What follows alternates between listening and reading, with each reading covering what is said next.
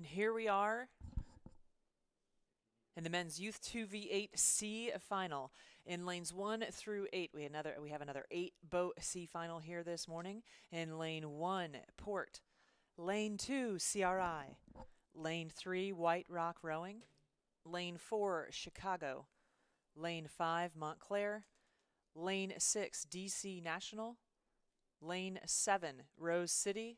And lane 8, Milwaukee, looking at places 13 through 20. This race will decide places 13 through 20 in the country. Right now, our current leaders are Montclair, taking Chicago along with them. So those are the two crews in the very center of the race course in lanes 4 and lanes 5, not respectively, but in the dark hull is Chicago, and in the light hull is Montclair. Montclair was the early leaders, had a little bit more, but in this second 500 of the race, Chicago has taken back some of the lead that Montclair had on them early to not quite bring it level yet, but just a few seats down from being bow ball to bow ball here as they are approaching the middle as they are well into the middle thousand of this race.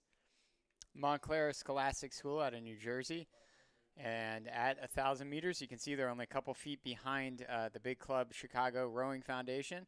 And then it looks like all the way in lane 8 is the boat in third place. That's Milwaukee.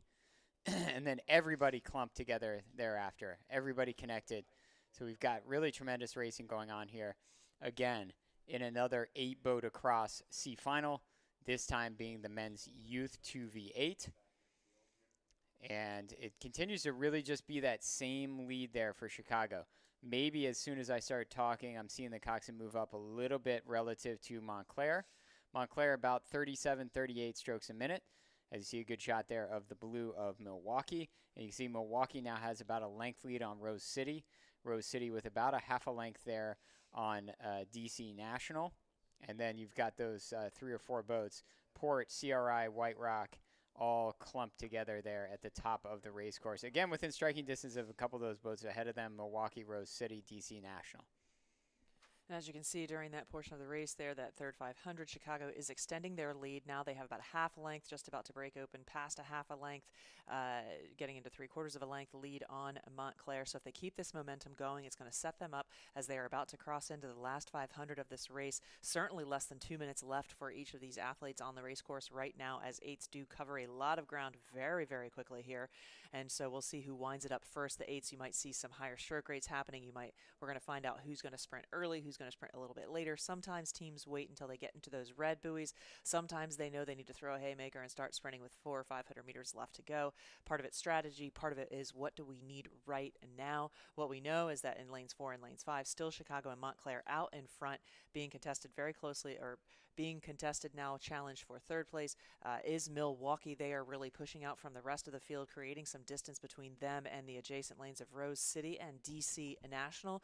But they also need to stay aware of what's going on the opposite side of the course, as we do have 3 boats on the far side in lanes 1, 2, and 3. Still Port, CRI, and White Rock still very much in contact with one another. Of those 3, Port, CRI, and White Rock, it does appear that Port is ahead of White Rock, who is ahead of CRI by just a few seats, maybe a quarter of a length, something like that. And just as I say that, CRI has already begun to sprint because they want to get another piece back from White Rock. But keep an eye out. Chicago still extending their lead. Montclair next to them would be in second place currently, and Milwaukee charging hard, if not looking to take the lead, that take over second place from Montclair.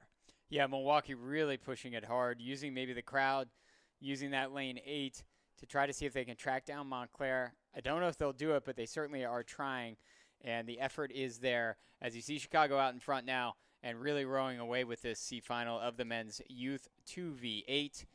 And they're going to do it in style with open water, will Chicago. And then it's going to be Montclair. Are they going to hang on? Is Milwaukee going to catch them? It's going to be very close. They will be connected at the finish line. It does look like Montclair will hang on to second place in this C final, and they will finish about 3/4 of a length ahead of Milwaukee. Milwaukee will finish about 3/4 of a length ahead of Rose City in the adjacent lane to them. Oh, big ejector crab from Rose City at the finish line, but they still will finish in 4th place.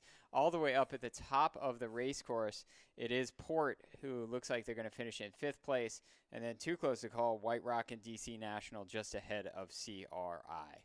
So, quite the action there at the finish line with an an athlete who's going to get picked up and is going to get a ride back to his boat here from Rose City, but it was won by Chicago, as I said, in style with open water ahead of Montclair. A great row from Montclair, again, a Scholastic school, finishing in second place. That was the men's youth 2v8 C final, and the next race that will be on the race course, as has been the pattern all morning long, will be the women's installment of this boat class, the women's youth 2v8 C final.